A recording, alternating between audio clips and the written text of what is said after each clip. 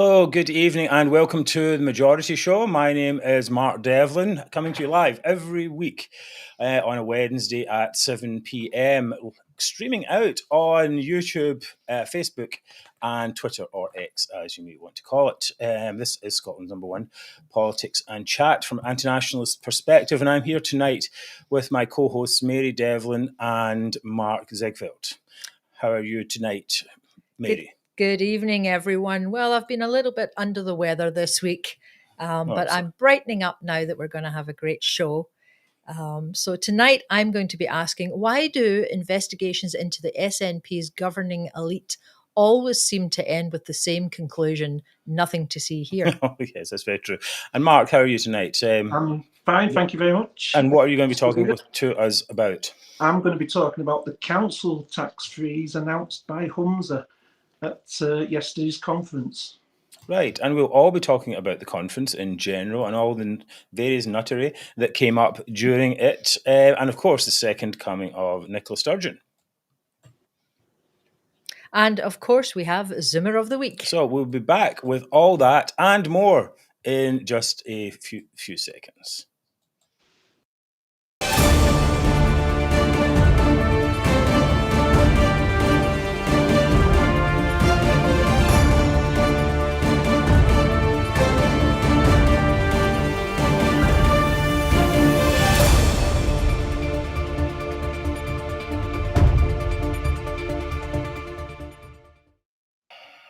Right, welcome back to all watching. Thank messages already coming in of support. It's nice to see you all, regular viewers and new.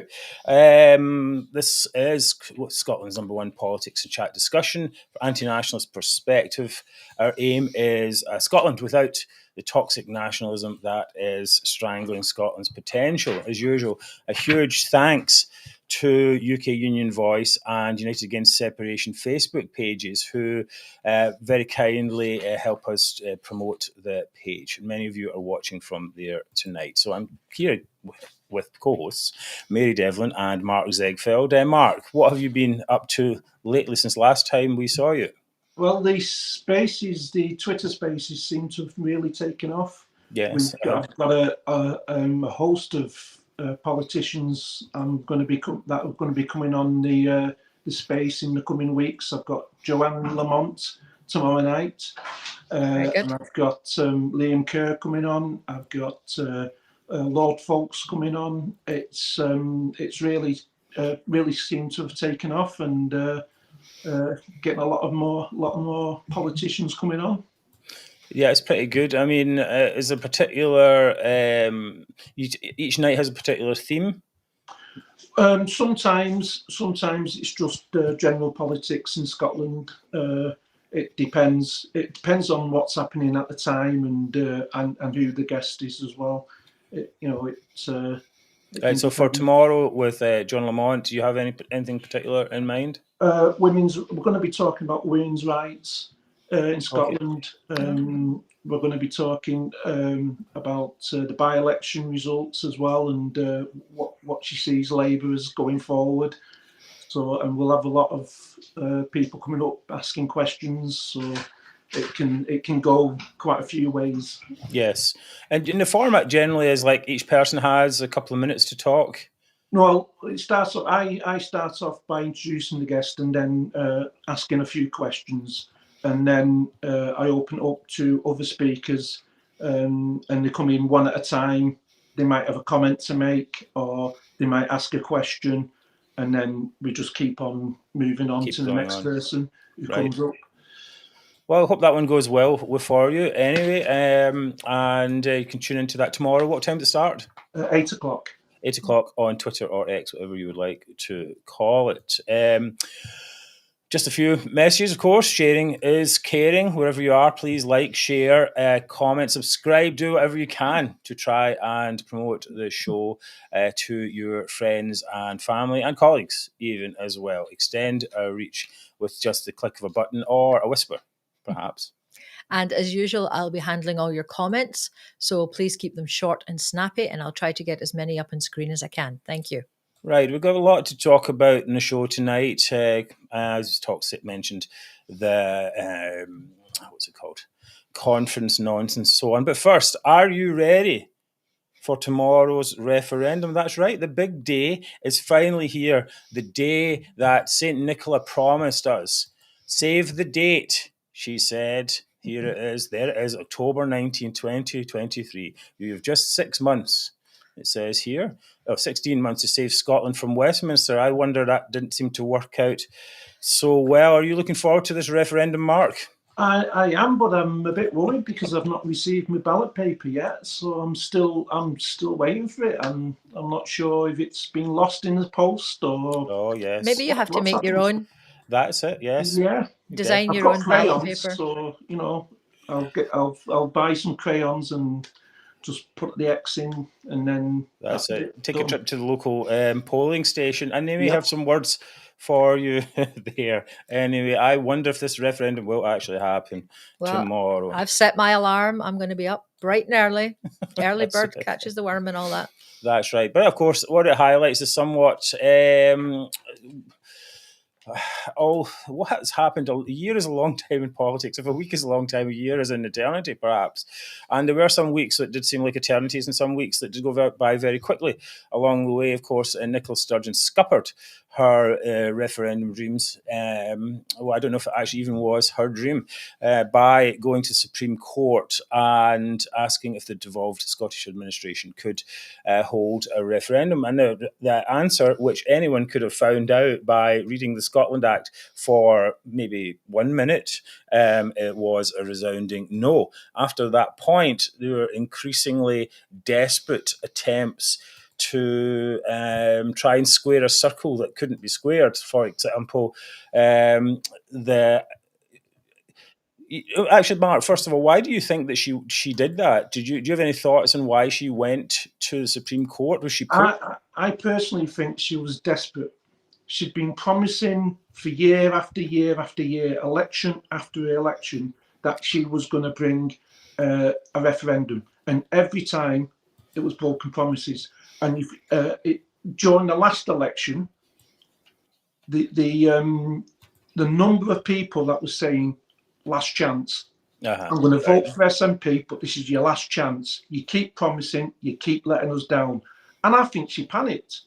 Mm-hmm. I really do. I think she panicked and she thought, well, the Supreme Court, I think she got advice that the Supreme Court would not want to get involved in the Constitution, might send it back, or might be a bit, yes, that's right. Maybe not. But it was such an emphatic result in the Supreme Court.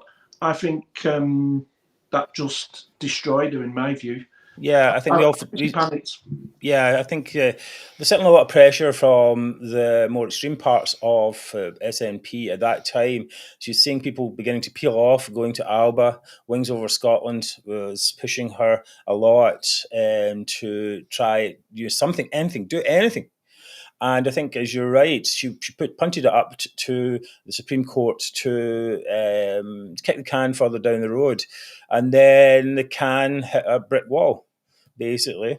And she had nowhere to go from there. So what actually happened then was she actually did pivot to what Wings and other maybe extremists, I think, in her party were proposing, which was a de facto referendum.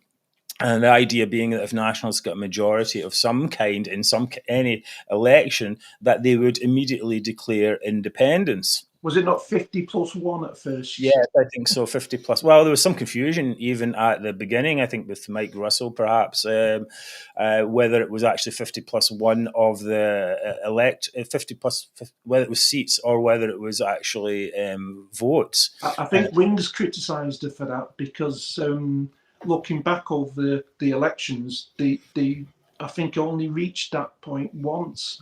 Yes, that's correct. And I think Wings was very critical of that because to me, it was never ever a serious plan anyway.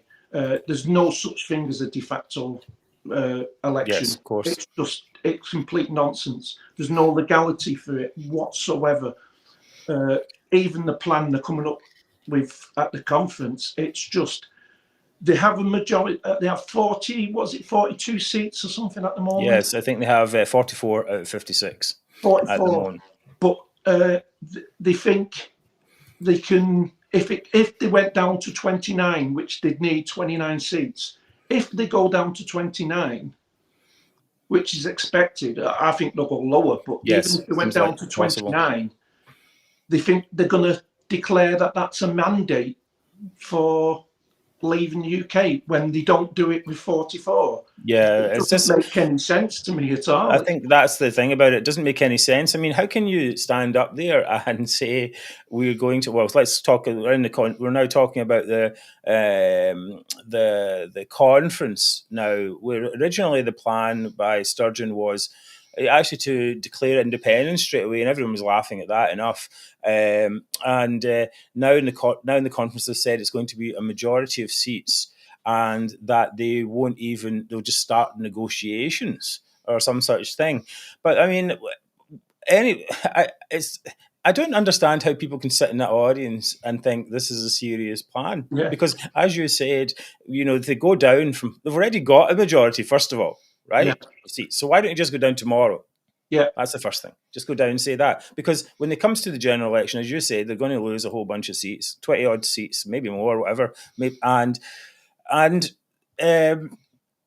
that's obviously a weaker bargaining position, isn't it? Right. Well, so you're negotiating from a position of strength, yes, to a position of weakness. So yes. That's not a very good negotiation tactic. The 2019 they've had. Why didn't they declare independence then, or say we're going to negotiate to leave? Because in 2019 they've had all that time. Like you say, it's just complete nonsense, and I think it's a way of trying to manipulate their support to try and bring them back, because they know they're losing so much support and so many votes. They're going to lose heavily at the general election, and they're desperate. So this tactic is to try and bring them supporters back to say, well, if we do support the SNP, we get the we'll bring them back because we are serious about independence, which basically they're just not. And I don't think people are falling for it anymore. I think the small hardcore will fall for anything. But I mean, how could you have? I just don't see that. I mean, how could you have such lack of or such willingness to believe that you would believe this bizarre? It's bizarre.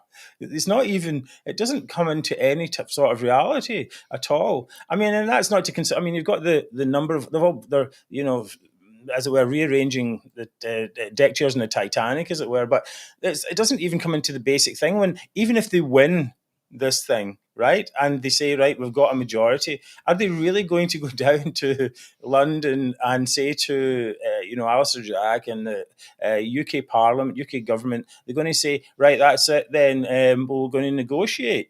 And just be slam the door in them with their face. Why would anyone do that? And Catherine's here mentions here, what about a hung parliament? I mean, we don't really see that that's going to happen at the moment. At the moment, it looks like Labour is in the running for a strong majority. But let's say there was a hung parliament. Does the Labour's already made it very, very clear that they will not negotiate with the SNP, and then they will not give them any concessions whatsoever. The concessions are just too high, basically, for another referendum. It's a dead issue among Scots. If there's nothing, Labour doesn't gain anything from it. And what's the alternative? The SNP are then going to vote with who? Against Labour. They're going to vote against Labour with the Tories to go against the Labour budget or some other Labour legislation. That is not going to go down very well. So SNP have to vote with Labour, and they might as well. It's just these utter fantastical, almost, policies that don't make any sense. Well, I'm tending to agree with Ron Bryson. I'm just trying to find his comment again. He basically thinks it's a stalling tactic, and it might be. Maybe they just have to go with something until they try and think of something better. There is no better. And they're hoping that something will turn up, that somebody will come up with something. I mean, I think this is the problem. It's a pathway, I suppose. They lost a lot of them. Most of them, nationalists, didn't realise that they lost in 2014. That's what it comes down to. They still think they're allowed to have another chance at the pie. They're entitled to something for whatever reason it is. The sense of entitlement is off the charts.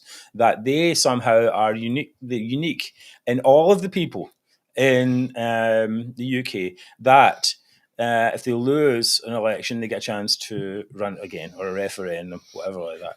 This is not the way things work. And it's taken all this time and all this pain for them to finally begin to realise that there is no road. And as we talked last week with David, there's not even a vehicle that goes in the road anymore. No, Mark. I think what we're seeing, though, we're seeing the extremist side of the SNP, who now believe that they have the right to just leave the UK. Doesn't matter how if they have the majority of Scotland against them. Mm-hmm. They think if they win and become the next government in Holyrood, they have the right then and the mandate just to leave. It doesn't matter if they only have 36, 37% of the vote or even less than that. They still think that's enough to leave the UK.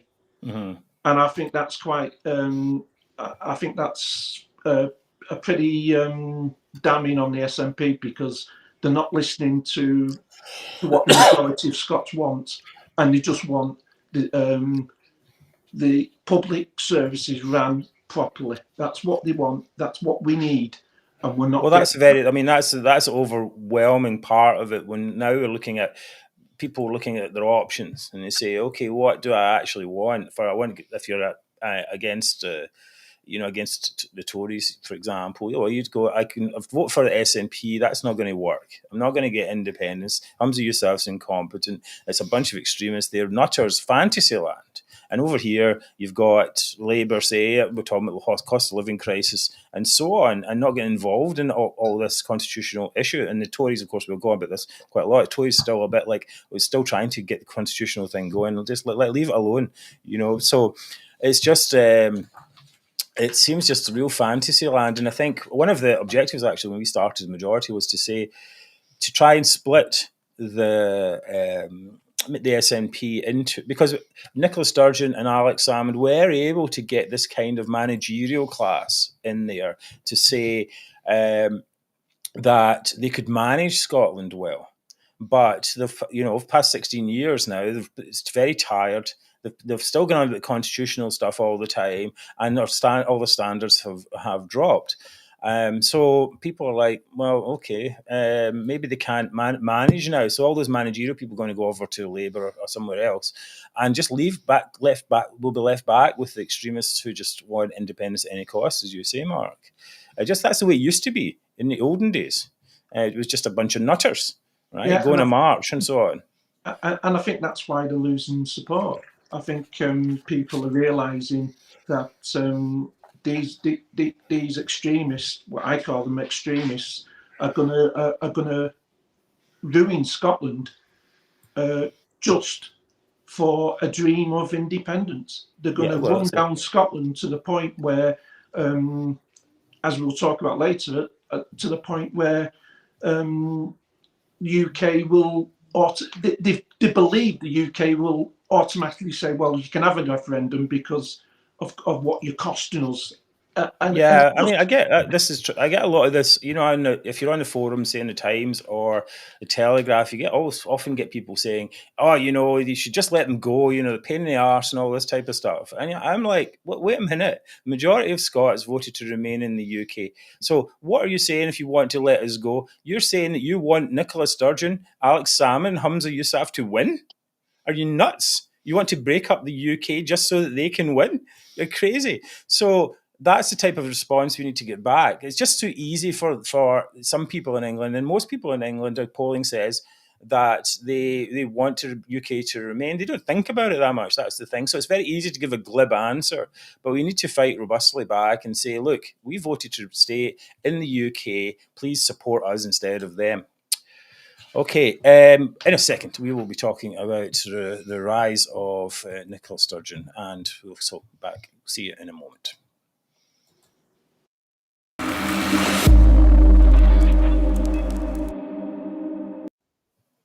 Thank you very much for coming to spend an hour with us tonight, talking all about SNP's latest antics. Next, for Humza, more bad news at the conference. Something came up from the depths to torment a monster that he had thought gone to the back of his mind. But here it was, attracted by the light of TV cameras and its own self-importance. It was the dreaded Sturgeon. She was back to haunt the conference and Scotland itself. Like Banquo's ghost. Yes, just cannot get rid of it. We should have prepared some Shakespearean quotes for us, because it does play to some extent like a Shakespearean tragedy, perhaps. And yes, Nicola Sturgeon, person who more than anyone is responsible for the decline in the SNP, decided to do a victory lap at the conference, where she was treated like the second coming of Jesus, if Jesus had been arrested in connection with issues related to his party's finances.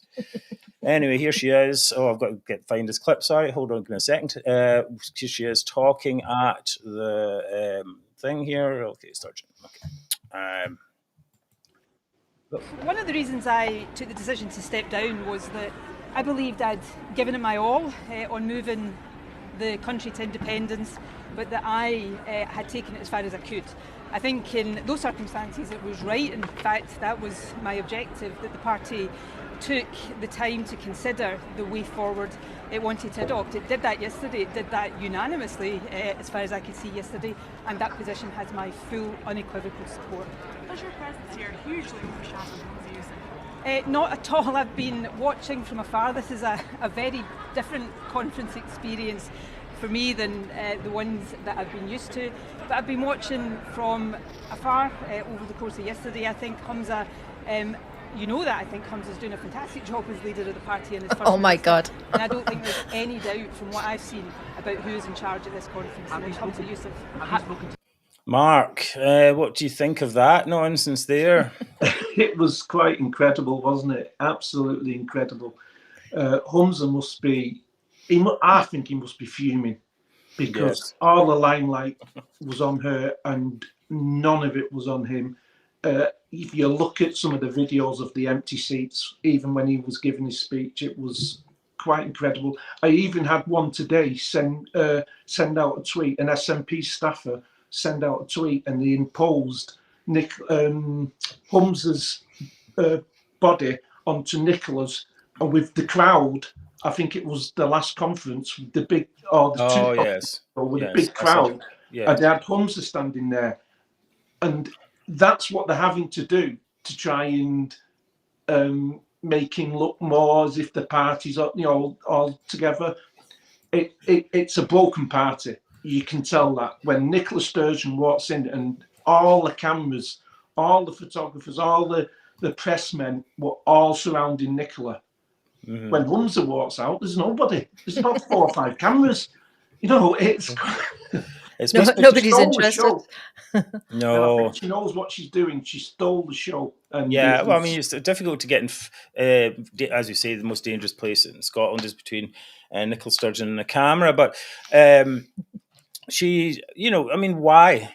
This is the question, I think. Why does she appear there? Because she's got the option not to, right? She could just have stayed at home. Well, Sean says she was full of her own importance. Well, that's the thing. But if I was Humza Yousaf, not I might perish the thought. I would be like, don't you dare show your face here, right? Because we know exactly what will happen. This was exactly what will happen, right? So why should she show her face? Why does she do that anyway? Is it just control freakery? He was saying, she didn't overshadow me and all this, but surely that's true. Is she the puppet, Mark? That's the question I'm really trying to get to. I think she's still calling a lot of shots in puppet master. The puppet. Yes, you're right. The puppet master. I keep getting told that this is a plan and she wants to come back. I don't see that personally. I don't think there's any way that Sturgeon will become the First Minister again. I just don't see it at all. No. But there is a lot of talk out there saying, well, she's just waiting for the right opportunity to make a comeback. But there is a possibility. Let's say this, right? Let's say that the branch form investigation says there is nothing more. okay, and she's innocent or whatever it was. Not even innocent, she's just nothing. There's nothing there. And so then, what's to stop her coming back? Personally, I think there's too many skeletons in the cupboard. Right. And I think she doesn't want... She left because stories were starting to come out and this investigation was starting to come out. But there's a lot more out there. They've not even touched any... they've not come close to everything that's out there.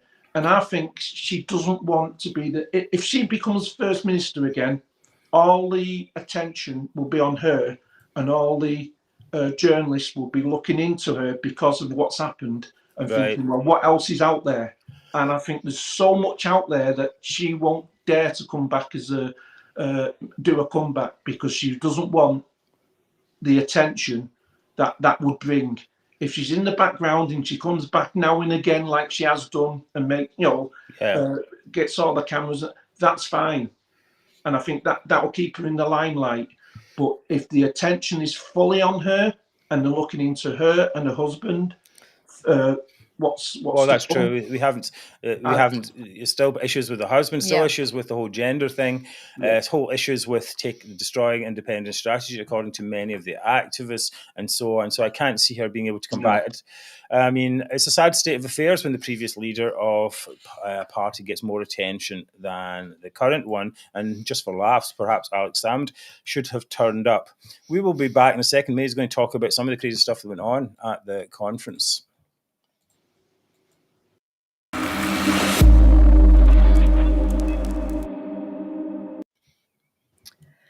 Well, talking about some of the content of the conference and what was said, yesterday, Humza Yousaf reeled off a list of eye-catching and expensive promises, which included spending on the NHS, the energy sector, and the arts. So this was his first conference speech in Aberdeen yesterday.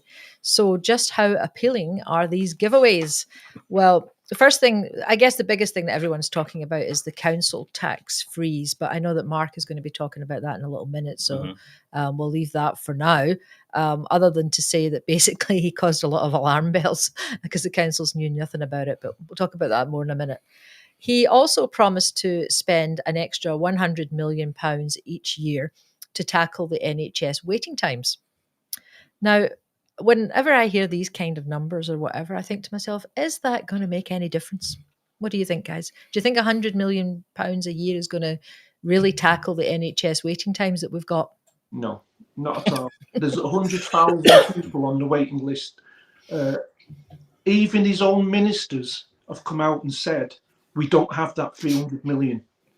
We don't have it. And we're going to have to cut other services to get this 300 million. So, it makes absolute... It's just pure fantasy. It won't touch... It won't sort out the waiting lists. No. And they haven't got the money in the first place.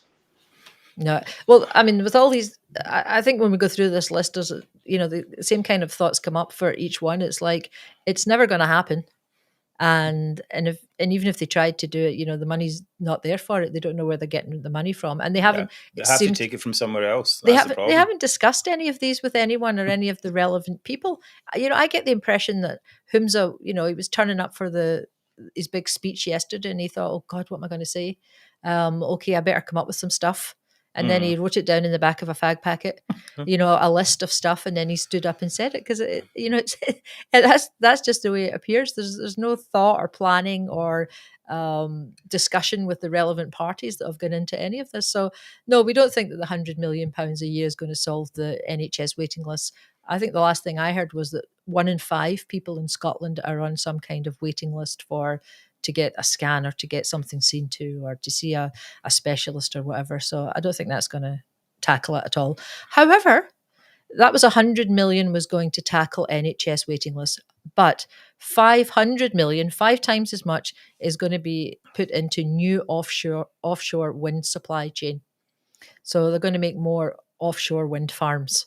And that gets 5 times more of the money than tackling the NHS. That must be a thing for the Greens then, right?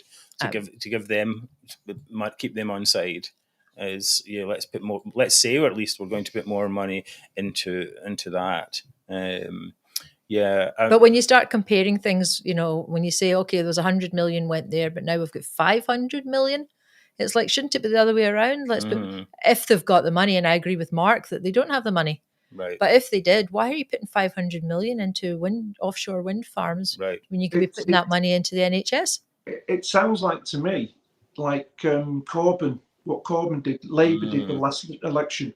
It was, the manifesto was just like one big giveaway, and it was just billions of pounds spent on this, and people just saw through it and thought, we haven't got that money, we can't afford it.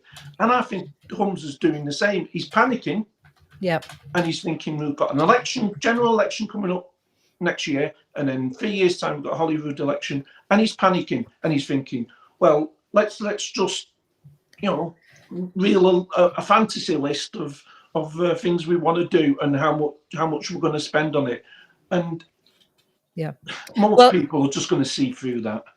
He mentioned another few things. Just quickly, they're going to double the budget, the arts budget, but they've just cut the arts budget by like 6.6 million a year, but now they're going to double it. It's like, well, are we coming or are we going? I don't know.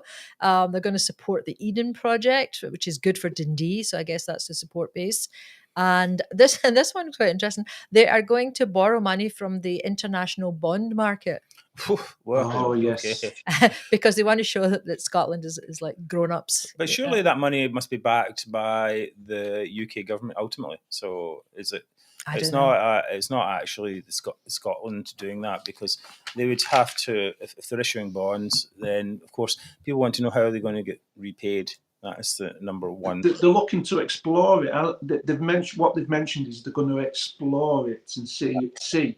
But then that's going to cost money, and they know ultimately the UK government are just going to turn around and say no chance, no thanks. And also, if it was actually a proper bond, then it would be priced effectively against the ability of the credibility of the Scottish government to repay. I mean, perhaps going quickly to junk bond status if the UK government wasn't behind it. In fact, you might be able to get some bond market people to actually say such, and that would be a credibility issue for any independent Scotland, so-called independent Scotland. Right. What else? Well, Mary? the last promise he made was to help the refugees from Gaza. I think you're going to talk about that, Mark. Yes, just a little bit. We'll talk about that.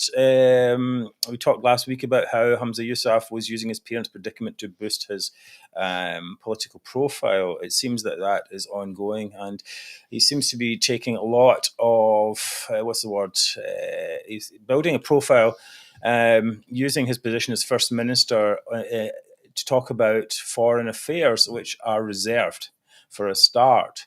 We don't see, Andy Burnham or Mayor of Manchester or other regional leaders doing the same thing. Now, there is a personal connection. Some might say he's milking that. Some might say he's right to do that. But he is now trying to create policy. I think that's a different thing. You have a personal issue. Okay, I want my parents or in-laws, out of Gaza. Fair enough. Although perhaps why did they go there when there was a foreign office that you shouldn't be travelling to there? But put that to the side. Okay, fair enough. I think anyone can agree, get the in-laws out of there if they can, and of course appealing for help from the UK government. And then similarly here is appealing for help from the UK government to rehouse Palestinian refugees in the UK. There are currently 1 million people displaced within Gaza. So therefore I'm calling today on the international community to commit to a worldwide refugee programme for the people of Gaza.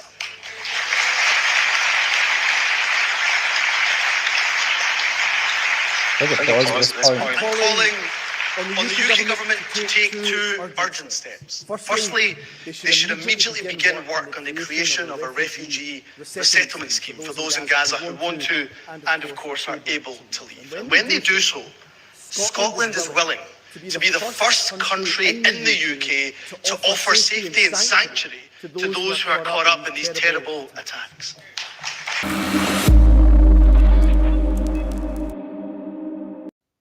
Right, Mary, what you got to talk about? Well, I'm asking the question, why do investigations into the SNP's governing elite always seem to end up with nothing to see here conclusions? As everyone who watches the show will know, I do regular reports on the show about the ongoing farce of the Scottish Government's attempts to build 2 ferries using Calmac and Ferguson Marine. The ships are years late, hundreds of millions over budget, and we still get no ferries. A lot of people would like to know why, but it seems that we're no nearer to understanding what has gone wrong and who is to blame. Because today a report was being published by a senior lawyer, Barry Smith, who is a KC, and he has concluded that no fraud was committed during the procurement process. Now, what he also added was that is not the same as saying that the procurement process was conducted perfectly. It's like, you didn't have to spend a lot of money hiring a KC for anyone to tell us that. Anyway, Barry Smith was hired by Calmac itself to do the investigation after last year's BBC disclosure programme. You remember we all watched that? Yes. And it talked about all the rigging and the contracts process. They had alleged that there was a lot of rigging that went on in Ferguson Marine, basically to give the contract to Ferguson Marine because the SNP needed to have a big PR coup on the eve of the referendum. So what's interesting about this is that the investigation has been conducted to investigate fraud. But the BBC's accusations weren't about fraud. It was about rigging the process, which is 2 different things. Yep. So, they've alleged one. The BBC are alleging one thing, and they say, okay, we're going to have a big investigation. And then they come back and say, oh, this other thing didn't happen. So Barry Smith himself had received a mail from a BBC journalist who had said, we're concerned that your remit has been drawn so narrowly that it will exclude examination of the important allegations the BBC made. And it was picked up by Conservative MSP Graham Simpson, and the Scotsman reported on it back in August. But anyway, they didn't seem to change the remit of the investigation. So it seems to me perhaps that CMAL and possibly others, like people in the Scottish Government, as if they might be just like trying to pull the wool over our eyes. Yes. Relying on people not to pick up on the question of whether or not the contracts were rigged. So that still hasn't been investigated yet. No, it's very weird, isn't it? It's like, here's the problem, and we'll investigate everything but except that. Yeah. We'll go and look at something else. That is very strange. Right. So that we can come back with the answer. No, there's nothing to see here. But and don't you think it's a bit weird that they're allowed to bring in their own investigator? Yes, I think so. I mean, it's just human nature that you're going to choose an investigator that you think is going to be sympathetic to your side. Mm-hmm, of course. Well, I mean, we have to talk about this problem all the time, that the Scottish Government and its agencies are always marking their own homework. Certainly, there should have been a UK-wide investigation into this ferries disaster, that's still not happening. So we have to keep asking for that. But similarly today, this another instance of the same kind of thing. Humza Yousaf has been cleared breaking the Scottish ministerial code by one of his own top civil servants. Right, okay. I mean, really, it's how do they keep getting away with this in Scotland? So there's an NHS whistleblower called Leslie Roberts, and she's really been campaigning hard. And she says she's now at the end of the line with her attempts to have ministers held to account politically for all the errors that were made during the COVID pandemic. And I think when she set out, she was really targeting Nicola Sturgeon and Jean Freeman, who we all know as the Shipman sisters. She was trying to get them on corporate manslaughter charges. But another complaint that she had was directly at Humza Yousaf. She said, as the health minister from 2021 onwards, you must have known that the masks that were mass distributed to the care staff were not deemed to be PPE by law. Oh, really? Yeah. Okay. So they're saying that these, I guess they weren't up to the job. Wow. And she works inside the NHS.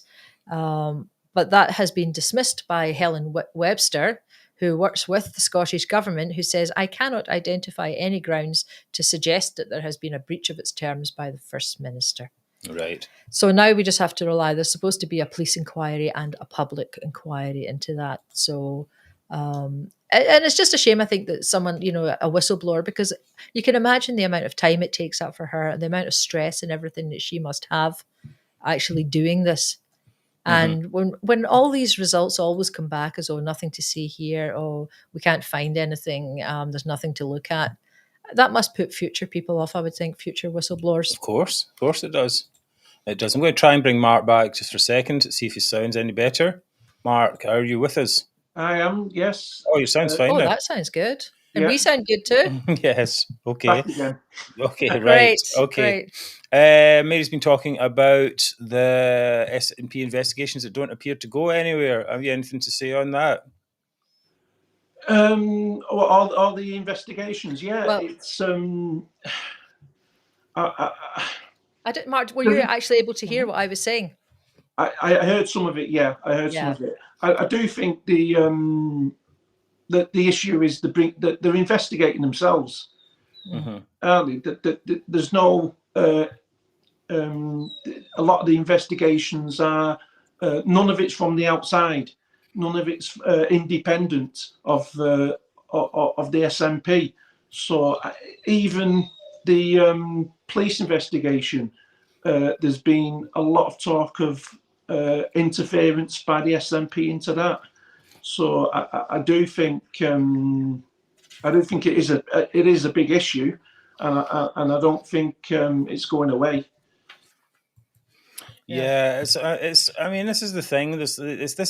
Alistair Jack did say this a couple of weeks ago, that the era of devolve and forget is over. But I mean, we need to actually see it in practice. We need to see that these people are not. You know, it's like giving your teenage kids a bottle of whiskey and the keys to a Ferrari. It's not going to work out very well. So there needs to be some oversight into what's going on here, and processes that people can use. That, for example, say us or any person can say, "Well, I think there's been something wrong here. There's some criminal here, or there needs to be an investigation," and that sets up a formal process for that, instead of this kind of thing. Yeah, exactly, Rita. It says, God will take one until normal people do something. That's the thing. But normal people don't feel as though they're empowered to do anything. We feel as though that we're like, well, they're just doing this stuff. And you see that all the time. You've got that with the DRS, with the ULEZ, with all this. These directives come in all the time, and ordinary people just feel like, you just feel like, what? Yeah, I personally think that that they feel that they are above the law, and that's what it's coming across that way as well. You know, you see a lot of instances where they're making hate speech. Look at the hate speech. It looks like one law for them, one law for us. They can say whatever they want, and it's fine. We say the same thing, and we could be getting arrested for it. It's the situation we're in. I think it's a two-tier system at the moment. Certain people get away with certain things, everyone else doesn't. Yeah, I think it really has to be. We'll see how much the Labour, if Labour do come in, that how much change they will make to it. We need to neuter this type of power. You know, I've said many times, you know, and I don't understand I do understand why they set it up. They set it up to be another way that Labour could have power. But any institution you set up, institution, of course, is going to grab power, and the Scottish government is grabbing power from local authorities and funds as well, and it's also trying to do power grabs against the UK government. And I think that in many cases that was not what it was set up for. It was set up to try and improve Scots' lives. So basically, it was, do we get our bins emptied any better? Do we have the facilities and swimming pools and libraries and stuff? Are they better? No, the answer is it's not making better, because all it's doing is involved in its own power, absorbed with its own power, rather than helping out people. So, we see that again. Maybe we talked about those, all those freebies, the list of freebies there as well. It's just like, there's nothing to do with anything, and they're not real. And I think people at a certain point get tired of all that kind of thing, right? So it's really, it's not good. Okay, we're going to move on. Where are we, Mary? Mary, what's next? The next is going to be Mark talking about the council tax freeze. Right. Okay, Mark. So let's see if you can talk about that. We'll do the thing. We'll come back in a second. Okay. Right.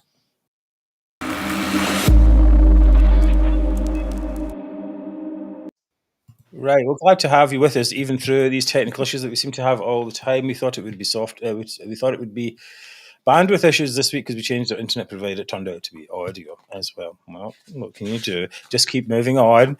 Just keep swimming as it goes. Mark, you are up. The announcement yesterday from Humza, which shocked a lot of people, the council tax freeze. Now, even COSLA, who are the local authority board, they didn't know this was going to happen. Even the Greens didn't know this was going to happen.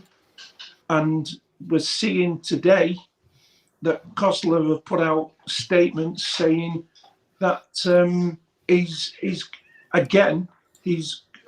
taken over what is the local authority have the right to put up council tax whenever they want. Now, Humza is outside his remit again. He's not, it's not his position to announce a council tax freeze. That's not that's out of his remit. That should be local councils in negotiations with the government on doing that. Now, sorry, Matt. Go ahead. I was just going to say, it just seems to me that it's very regressive. I mean, basically, it's the lack of services is hurting poor folk, and the ability, the non-rise helps wealthy folk, basically. So it just seems like, why are you giving middle class people and people more money when you should be spending it in the services? It's like, I think people don't object to price rises in council taxes and so on if they're in line with, say, inflation or whatever. Well, who's going to object to that? Well, right. Sorry. The issue is over the last 10 years we've had a council tax freeze, right? And the local councils have had their budgets cut year on year until they're cut to the bone. Now, they have to find the money somewhere, and the money they find is from rising council tax. And if they've been doing it slowly over the last 10 years, a little bit at a time, that they can, that people can afford, that's fine. As long as your services are you're getting good service. Well, I mean, even if the service was the same, right? Yeah. It's just as you'd expect that. You say, okay, it costs, let's just say £1,000, whatever it was, and then next year £1,005 or whatever, and you go, okay, well, inflation, it's fine. Nobody's going to worry about that. But this whole idea of a freeze or a stopping something, it's always going to come back and bite you later. There's no real way around it. It's the general public. So he thinks he's helping with the cost of living crisis. He says this is what he's doing for the cost of living crisis, but it's not going to help because your services are going to be cut even further. Of course, because the local councils are going to have their budget even squeezed even more next year.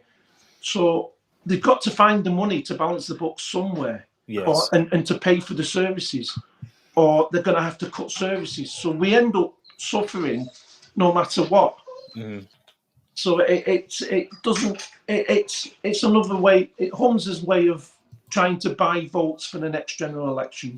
I mean, the question then is, who's he buying votes from? I mean, buying votes from homeowners, right? People own their homes, to take away from people who don't own their homes and who need services. It's like, wow, come on, really?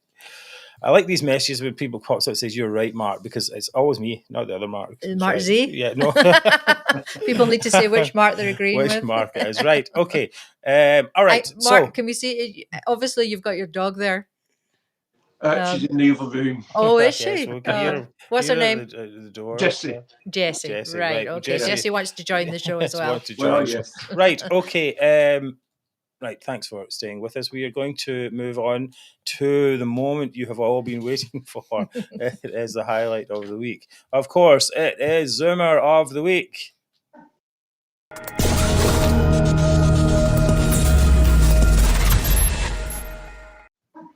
Right. Okay, so my nomination for Zoomer of the Week is Craig Murray, who is an ex-UK ambassador who's dedicated his later years to Scottish nationalism. I think he was ambassador to Uzbekistan or some important place like that. Some of you may remember Craig from the Alex Salmond trial, where he was actually produced quite interesting reports from the trial, but unfortunately they were a little bit too detailed. They were against the law. Yes, somewhat. And court took a dim view of his efforts and prosecuted him for contempt of court for allowing his readers to identify the witnesses who had accused Alex Salmond. Now, there's a whole issue about whether they should be identified or not, considering that Alex Salmond was later acquitted. But that's a different matter. Nonetheless, the court took a dim view of that. He actually was sentenced to jail for 8 months, served 4, which is quite unusual as well, and released, I think, maybe last year sometime. And I've actually met Craig, and he seems quite an affable chap in real life, although he is, what you might say, is an ultra-nationalist. Works with Alba, has this ludicrous idea that Scotland should unilaterally declare independence and get UN recognition and so on. And unsurprisingly, he also hates Israel. So a few days ago, he posted a tweet which basically said, I have it here, he said, to be entirely plain, I've always viscerally opposed war. I've dedicated my life to conflict resolution and reconciliation. But in the coming Gaza genocide, every act of armed resistance by Hamas and Hezbollah will have my support. If that's a crime, send me back to jail. Well, in fact, it is a crime. And they did. And, well, apart from, first of all, I've got to address the pomposity of the whole thing, and hyperbole in the whole thing, of words like genocide and so on. There are things going on there, of course. It's terrible for all sides. But let's not forget that this particular thing started with the murder of Israeli citizens and by Hamas, and those people have to be. You can't just wave your arms and say, "Oh well, all sides are equally complicit." This is what happened, and we need to eliminate the Hamas. Anyway, Craig, and he's also inviting arrest. If this is a crime, send me back to jail. So he. Acting like a martyr, he got his wish upon his return from Iceland. That is the country, not the shop. He was arrested by counter-terrorism police. So, he was arrested and detained under Prevention of Terrorism Act, and all his stuff was taken off of him. This is someone else reported here. It's the bit where he says any act, that he supports any act. It doesn't matter what they do, that he will support it. Yes, it's just, there is a lot of very minimum you could, to be politically correct, as it were. If you're on the left or a nationalist, you might say, well, I support Palestine, but supporting Hamas itself is an entirely different matter. Hezbollah. Yes, entirely different matter, and they're prescribed organisations in the UK. So I doubt many of our followers would do that, but if you do such a thing, perhaps you deserve what you get. And I don't think it's a martyr. Supporting murderers isn't really, it's not a good look. It's not a good look. So for that reason, he's my Zoomer of the Week. Okay, good one, Mark. Thank you, Mary. I think you up next. No, it'll be Mark. Do you want me? I can go next if you like. No, it doesn't matter. Okay. Mm-hmm.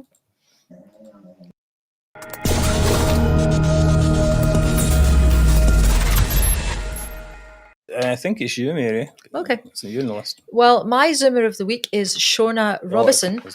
who is the Deputy First Minister of Scotland and Cabinet Secretary for Finance, who came to mind today when I heard that Andrew Miller had been jailed for 20 years. Now, Andrew Miller is the man who abducted a primary school girl while dressed as a woman and then sexually assaulted her.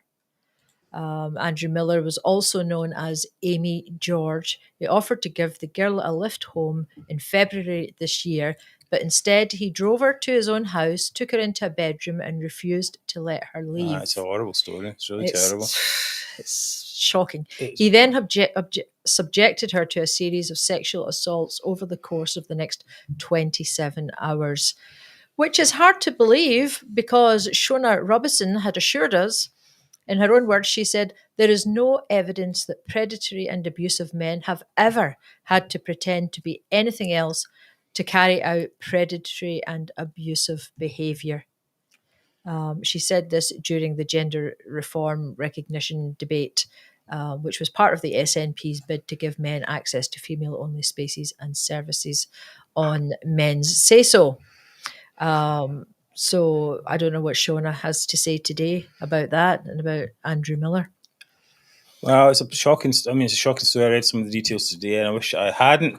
It's terrible. But I mean, this is the issue. The issue really is that they were warned, and they just kept hand waving away, and they said predators will never abuse this law, whatever it is. And you'd be a bad person for saying these people are predators. And then right there, that's what happens. You get Isla Bryson in the women's prison, and then you get this pervert is jailed for 20 years or something like that, right? So it does happen, and the safeguarding, we need to safeguard people from. Lawmakers should at least understand that these things can happen instead of just waving their hands. They're very naive. It's like, all these, everyone is good. That never happens in any sector of society about anything. You've always got to take into consideration the people who might abuse the, other people's good thinking. It's terrible. It's really very bad. Anyway. Just a very terrible situation, but good. Not a good candidate. Well, it's Shona Robinson, so she needs to stop her naivety and Okay, next up, it's going to be Mark.